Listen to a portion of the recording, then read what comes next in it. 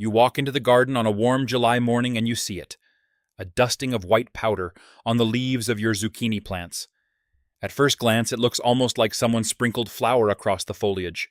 Fine, pale, uniform. You rub a leaf between your fingers, and the white comes off on your skin. You tell yourself it is nothing. Maybe dust from the path. Maybe pollen. Maybe morning residue that will burn off by noon. By evening it is worse. More leaves affected. The white coating has spread from one plant to the next. You look at your cucumbers a few feet away, and the same pattern is starting there. On the roses along the fence. On the bee balm you planted last year. Within a week, entire sections of the garden are coated in it. Leaves are yellowing underneath the white film. Plants that were pushing out new growth 3 days ago are stalled. Fruit production drops. The powder does not wash off in rain. It just seems to spread faster in the humidity that follows. This is powdery mildew, and it is the single most common fungal disease that home gardeners in America and Europe deal with every summer. It attacks squash, cucumbers, pumpkins, zucchini, melons, roses, phlox, bee balm, peas, and dozens of other common garden plants. It thrives in exactly the conditions most gardens experience in midsummer. Warm days, cool nights, moderate humidity. It spreads through airborne spores that can travel hundreds of feet from a single infected leaf. And by the time most gardeners notice the problem, it is already well established and actively multiplying. The internet is full of DIY remedies. Vinegar sprays, milk sprays, baking soda solutions, hydrogen peroxide mists, garlic infusions, cinnamon water. Every gardening blog has a different recipe, and every recipe promises to cure powdery mildew in 48 hours. Most of those recipes work, to some degree, and most of them are mixed wrong, applied at the wrong time, or sprayed in a way that either burns the plant or lets the fungus recover within days. The truth is that some of these DIY treatments have decades of university research supporting them. Others are internet folklore that gets repeated because it sounds plausible. And the one that most gardeners reach for first, vinegar spray, is actually the weakest of the commonly recommended options, used incorrectly by almost everyone who tries it. There is a place for vinegar in a powdery mildew strategy, but it is not the star of the show. It never was. And understanding why, along with understanding what actually works, is the difference between a garden that recovers within a week and a garden where the disease just keeps spreading despite your weekly spraying. I'm going to walk through 3 DIY formulas, the actual plant pathology behind each one, the exact ratios and mixing methods, the application timing that determines whether they work or fail, and the honest expectations for how quickly you can stop a powdery mildew outbreak. By the end of this video, you will have a complete treatment system based on what plant pathology research actually shows, not on what gets shared most often in gardening forums. But first, you need to understand what powdery mildew actually is, because the biology of this disease explains why so many treatments fail. Powdery mildew is not one fungus. It is a group of closely related fungi in the order Erysipelas. Different species attack different plants. Podosphaera xanthii is the one that destroys cucurbits, your squash, cucumbers, zucchini, melons, and pumpkins. Podosphaera panosa goes after roses. Erysippe cicoracearum attacks a wide range of herbaceous plants, including bee balm and phlox. Golovinomyces species hit peas and lettuce. What they all have in common is a life cycle and infection strategy that makes them unusually difficult to control compared to other common garden fungi.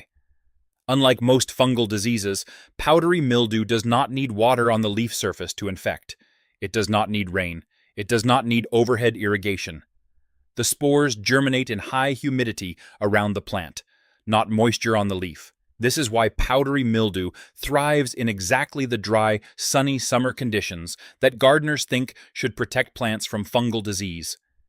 The humidity hovering between plants in a well-watered garden is enough. The leaf surface itself stays dry, and the fungus spreads anyway. The white powder you see on leaves is not the fungus itself in the way you might imagine. It is a colony of fungal threads called hyphae. growing across the leaf surface, plus the reproductive structures producing clouds of new spores. Each of those spores can travel on the slightest air movement and land on a neighboring leaf, a neighboring plant, even a neighboring garden bed. The fungus only needs the right temperature range, roughly 60 to 80 degrees Fahrenheit, and moderate surrounding humidity to establish a new colony within days of landing. Once the fungal network is established on a leaf, it penetrates the surface cells with specialized structures called haustoria, microscopic feeding tubes that pull nutrients out of the plant tissue. The leaf begins to lose chlorophyll, turns yellow, stops photosynthesizing efficiently, and eventually dies. On severely infected plants, photosynthesis drops by 40 to 60% across the whole canopy. Fruit production stalls. Growth slows. The plant is alive, but running on empty. This is why powdery mildew is so damaging, even though it rarely kills plants outright. It does not need to kill them.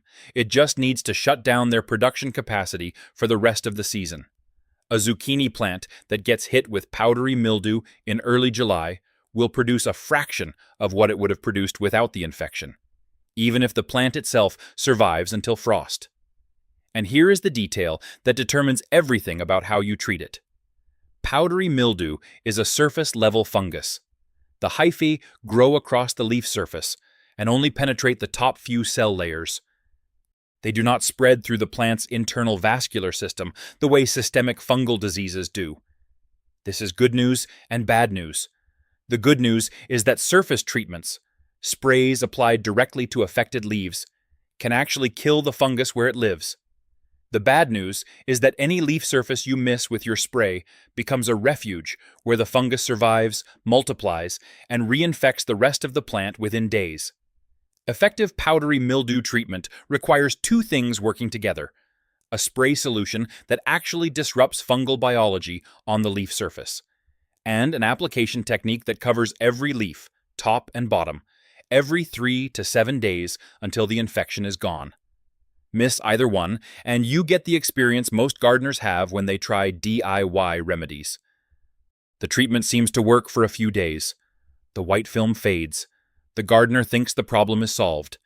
And then a week later, the fungus is back and spreading again, because the spores that survived in uncovered areas launched a new infection cycle the moment spraying stopped. That is the challenge. Now let me walk through the 3 DIY solutions that actually address it, starting with the one that has the strongest research support, and is almost certainly the most effective treatment you can make at home, from ingredients already in your refrigerator. The first formula is milk. And if that sounds like internet folklore rather than serious plant science, you are not alone. Most gardeners have heard of milk sprays, and most dismiss them as a minor trick. The research tells a very different story. In 1999, a research team in Brazil, led by Wagner Bettiol, tested milk spray against powdery mildew on zucchini plants. The test compared a 10% milk solution, 1 part milk to 9 parts water, against a synthetic commercial fungicide and against untreated controls. The results were striking. The milk spray reduced powdery mildew severity by over 90% compared to untreated plants. It performed at least as well as the synthetic fungicide, in some measurements better. The study was published in the peer-reviewed journal Crop Protection and has been cited hundreds of times since. Follow-up research at the University of Sydney confirmed the effect on cucurbits, grapes, and several ornamental species. This is not folklore. This is documented plant pathology.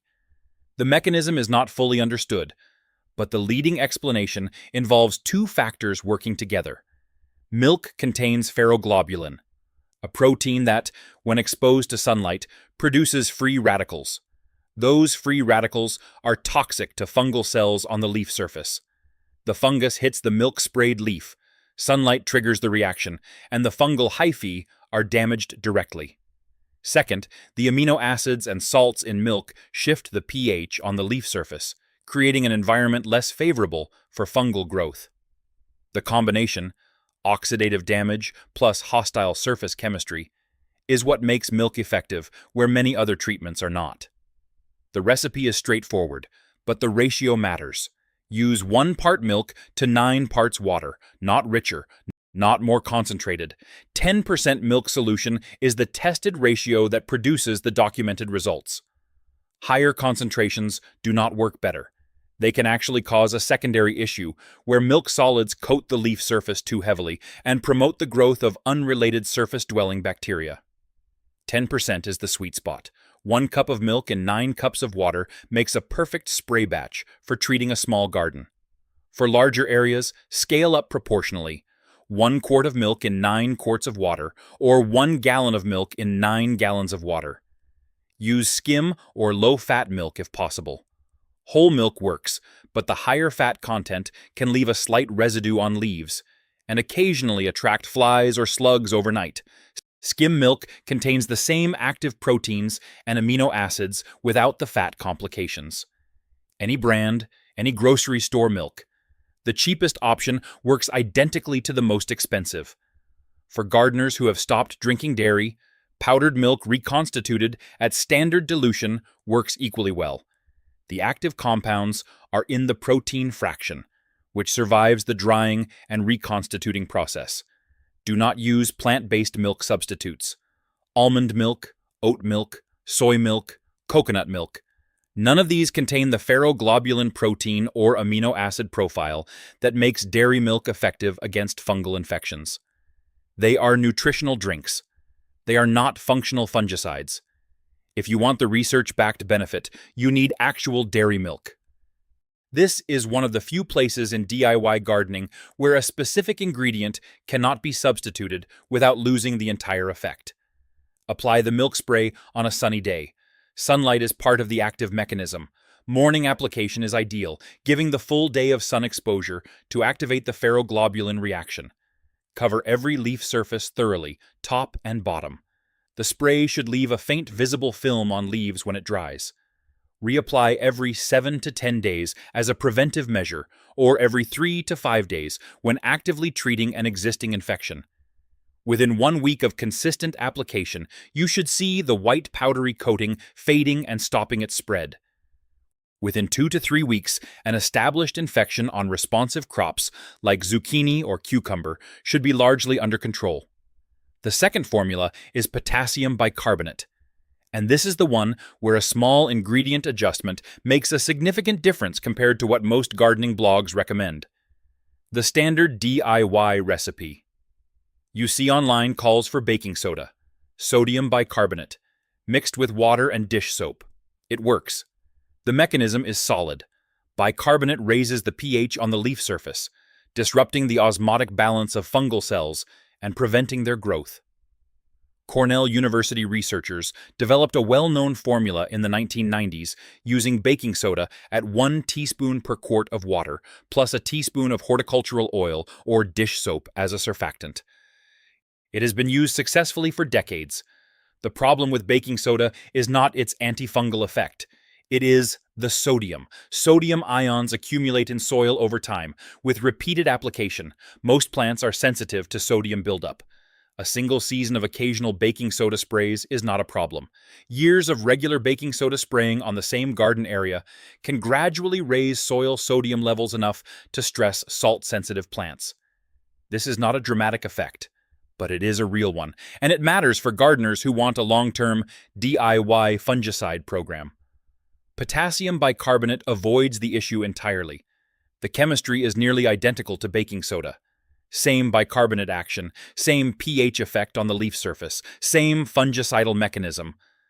But instead of sodium as the paired ion, it uses potassium, which is not only harmless to plants, but actually a beneficial nutrient that plants actively need.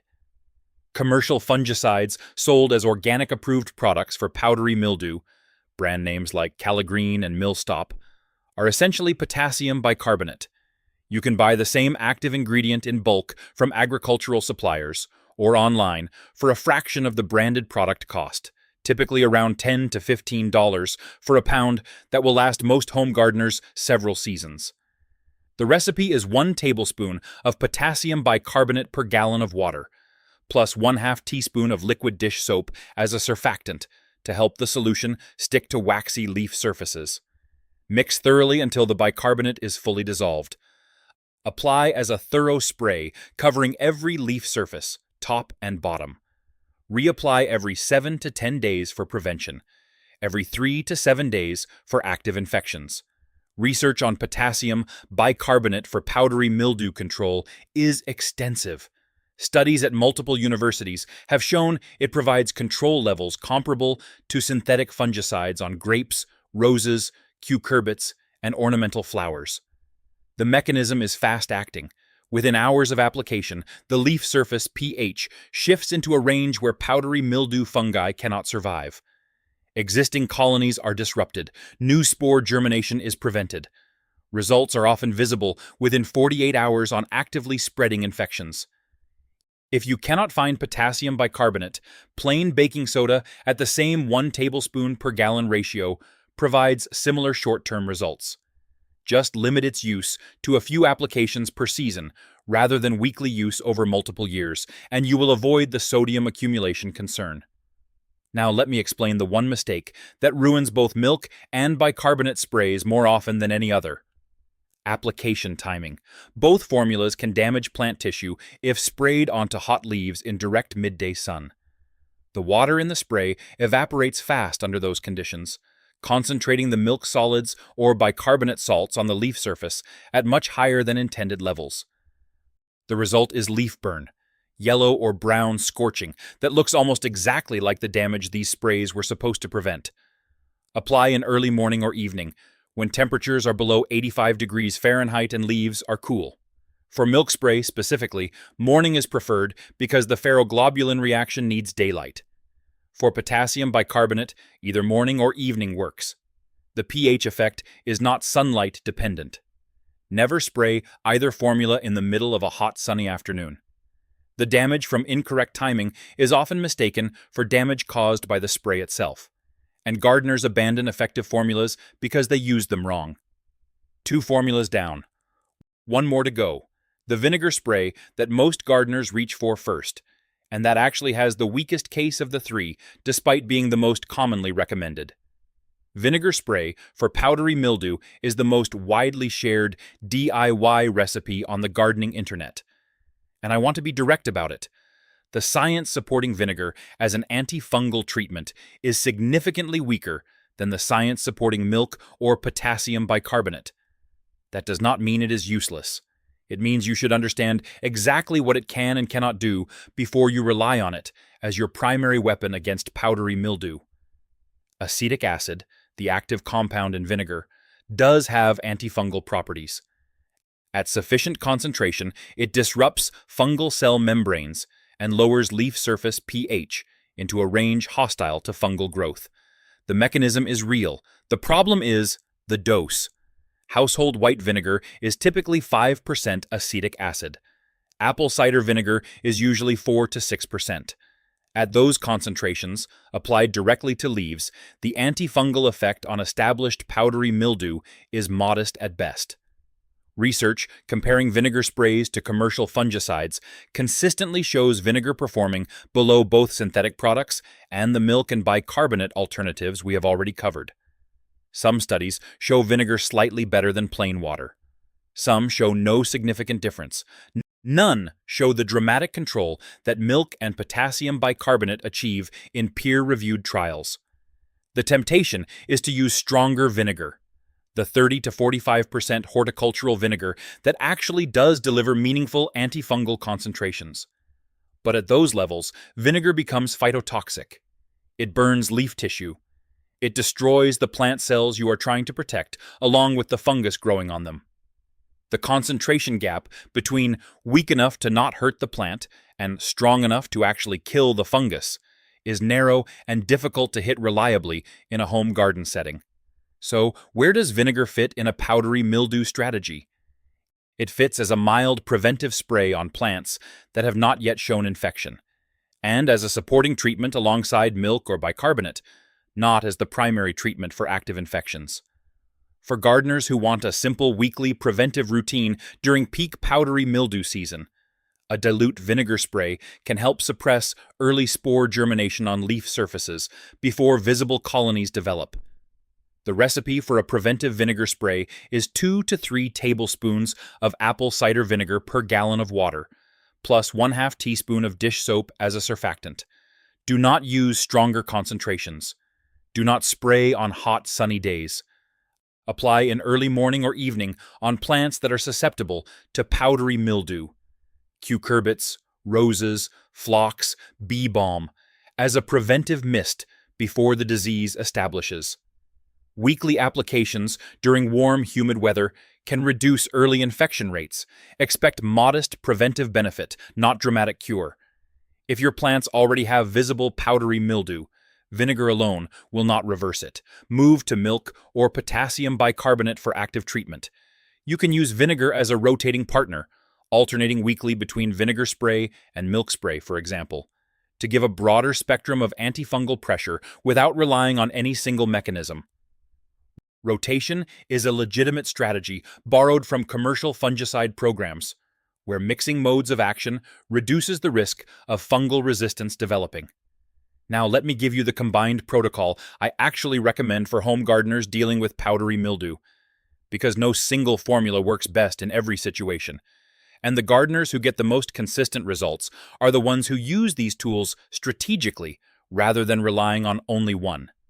For preventive spraying on susceptible plants before infection appears, start when temperatures climb into the 70s and nighttime humidity increases, typically late June or early July across most of the United States and Europe. Spray every 7 to 10 days with either a 10% milk solution or a dilute vinegar spray. Rotate between them if you want broader coverage. Cover all leaf surfaces, top and bottom. Morning application. Continue until cooler weather ends the powdery mildew season in fall. For active treatment of existing powdery mildew, switch to potassium bicarbonate at 1 tablespoon per gallon with dish soap surfactant, or full-strength 10% milk spray. Apply every 3 to 5 days for the first 2 weeks of treatment. Cover all leaf surfaces obsessively, every leaf, every side, every corner of the plant. Remove badly infected leaves before spraying if the infection is advanced, because heavily colonized leaves cannot be saved and continue producing spores that reinfect healthy tissue. For severe infections that are not responding within 2 weeks, combine approaches. Spray potassium bicarbonate on Monday morning. Spray milk on Thursday morning. Remove any leaves that are more than 50% covered in fungus. Improve air circulation around the plants by pruning crowded interior foliage if possible. This combined pressure from 2 different antifungal mechanisms, applied on alternating days, overwhelms infections that resist single treatment programs. Let me give you the specific measurements in one place so you have them clearly. Milk spray for prevention and active treatment. 1 cup whole, low-fat, or skim milk combined with 9 cups water. That is your basic batch. Shake or stir thoroughly. No surfactant needed. Milk proteins provide their own surface adhesion. Apply to thoroughly cover all leaf surfaces. Use within a few hours of mixing. Do not store leftover spray. Milk spoils rapidly, and spoiled spray does not work. Scale up proportionally for larger gardens. 1 quart of milk plus 9 quarts of water makes 2.5 gallons of spray. Potassium bicarbonate spray for active treatment. 1 tablespoon potassium bicarbonate dissolved in 1 gallon of water. Add 1/2 teaspoon of liquid dish soap. Plain unscented dish soap, not one with added moisturizers or antibacterial agents. Stir until the bicarbonate is fully dissolved. Apply immediately. This solution can be stored in a sealed container for up to a week, but fresh is always more effective. If you cannot source potassium bicarbonate, substitute baking soda at the same ratio for short-term use with the sodium caveat discussed earlier. Vinegar spray for mild prevention. 2 to 3 tablespoons of apple cider vinegar or white vinegar per gallon of water, plus 1/2 teaspoon of dish soap. Stir thoroughly. Apply as preventive mist on susceptible plants before infection appears, not for active treatment of established infections. Equipment matters more than most guides mention. Use a clean pump sprayer dedicated to garden use, not one that has ever held herbicides or insecticides. even if you washed it thoroughly. Residues from other products can contaminate your fungicide sprays and either reduce effectiveness or damage plants. A simple 1 or 2 gallon pump sprayer costs $15 to $20 and pays for itself in a single season of effective powdery mildew treatment. After each use, rinse the sprayer with clean water and run plain water through the pump mechanism to clear any residue. Milk particularly can leave deposits that clog nozzles if not cleaned promptly. Spray to the point of runoff. The leaf surface should be visibly wet on both sides. Droplets forming and beginning to drip off the edges is your signal that coverage is complete. Underspraying, applying just a fine mist that dries quickly, leaves dry patches where the fungus survives. Overspraying is generally not a problem with these formulas at the stated concentrations. Err on the side of thorough coverage. One final detail that determines whether you succeed or fail with any of these formulas. The underside of leaves matters more than the top. Powdery mildew colonizes the underside of leaves first on many plant species, and spores are released from the underside into air currents that carry them to other plants. If you only spray the top of the leaves, which is what most people do instinctively, you miss the primary reservoir of active fungus. Tilt the sprayer upward and deliberately coat the undersides. This is awkward. It takes longer. It is the single most important application technique that separates effective DIY treatment from spraying and hoping. That is the complete treatment system. Now let me walk through what you can realistically expect to see in the 48 hours, 1 week, and 1 month after starting treatment, because unrealistic expectations are what cause most gardeners to abandon effective programs before they have worked. Let me set realistic expectations about what this treatment actually delivers, because the cure in 48 hours claims that circulate online are half true and half misleading. And understanding the difference keeps you from giving up on a protocol that is actually working. What happens in the first 48 hours? If you apply milk spray or potassium bicarbonate correctly, with thorough coverage on both leaf surfaces, in proper weather conditions, you will see the active spread of powdery mildew stop. That is what the 48-hour claim is actually measuring. The white powdery coating does not disappear from already infected leaves. Those leaves are damaged, and the fungal colonies on them are dead or dying, but the white residue remains visible. What stops is the spread to new leaves. Within 2 days, if the treatment is working, you should see no new white patches appearing on previously clean foliage. That is the first sign of success. What happens in the first week? Infected leaves that were less than 30% colonized often recover visibly. The white film fades as rain, sprinkler water, and new spray applications gradually wash the dead fungal tissue off the leaf surface. Healthy new leaves emerging from the plant during this week come in clean, without infection. The plant begins redirecting energy from fighting disease back into growth and production. What happens in weeks 2 and 3? If the treatment program is consistent, reapplying every 3 to 5 days during active infection, alternating milk and bicarbonate if you are using both, the infection visibly retreats. Older, severely infected leaves do not fully recover and should be removed. New growth is clean. The overall plant canopy shifts from dusty white back to healthy green. Fruit production that stalled during peak infection begins to pick up again. What happens in month 1 and beyond? With continued weekly preventive spraying, you can keep powdery mildew suppressed for the entire remainder of the growing season.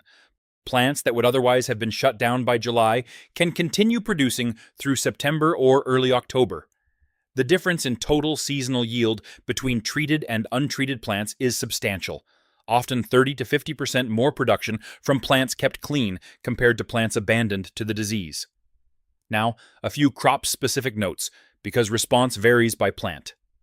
Cucurbits respond best. Zucchini, cucumber, squash, melons, and pumpkins all show dramatic improvement with milk spray.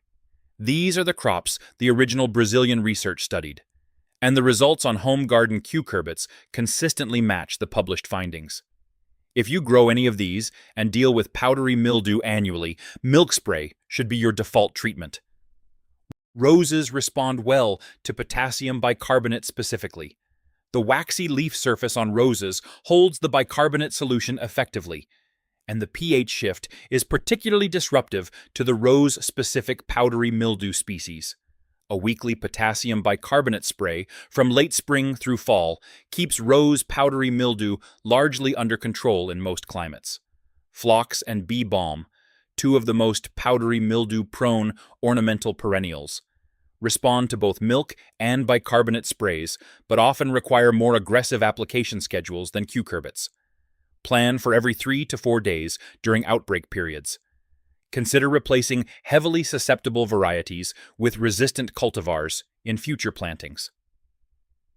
Modern phlox breeding has produced several cultivars with strong powdery mildew resistance that require little to no spraying.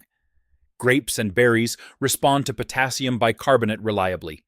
Milk spray is less commonly used on fruiting vines because the residue can interfere with fruit appearance, though it does not affect edibility. For home fruit production, bicarbonate is the cleaner choice. Now, prevention is where the real victory lives, because the gardeners who have the least trouble with powdery mildew are not the ones with the best spray recipes. They are the ones whose garden setup makes powdery mildew less likely to establish in the first place. Air circulation is the single most effective preventive measure. Powdery mildew thrives in still, humid air trapped between densely planted foliage. Prune cucurbit vines to open up the canopy. Space plants at the recommended distances or wider. Remove lower leaves on squash and cucumber plants once the vines are established. In rose gardens, prune to maintain an open vase shape that allows air movement through the plant interior. Airflow disrupts the humid microclimate that the fungus needs to germinate and spread. Watering technique matters. Water at the base of plants, not overhead. While powdery mildew itself does not need water on leaves to spread, overhead watering raises the humidity around plants and wets foliage in a way that encourages other fungal diseases and stresses plants. Drip irrigation or soaker hoses keep water where it belongs, at the root zone, and keep the leaf surface and surrounding air drier. Morning watering is preferable to evening. Any moisture that does end up on leaves has the full day to dry, reducing the humidity window during which fungal spores can germinate. Evening watering leaves foliage damp overnight, which favors disease establishment. Sunlight helps. Powdery mildew tolerates partial shade better than most fungi, but it is weaker in full sun. Plants sited in locations that receive at least 6 hours of direct sunlight have lower infection rates than plants in shadier locations. When you are deciding where to plant powdery mildew-prone species, give them the sunniest spots you have. Resistant varieties are the long-term solution. Plant breeders have developed powdery mildew-resistant cultivars of nearly every susceptible crop. Cucumber varieties with the letters PM or PMR in their names carry powdery mildew resistance. Several modern zucchini and squash varieties include resistance traits. Resistant phlox cultivars, like Phlox paniculata, David, and Gianna, perform dramatically better than older susceptible varieties. Check your seed packets and plant labels. When you have a choice between a resistant variety and a susceptible one, choose resistance every time. Remove infected debris at the end of the season. Powdery mildew overwinters on fallen leaves and plant debris, ready to release fresh spores when conditions are right the following spring. Cleanup in autumn reduces the spore load that starts next year's infection cycle. Do not compost powdery mildew-infected material in cold piles that do not heat up enough to kill the fungus.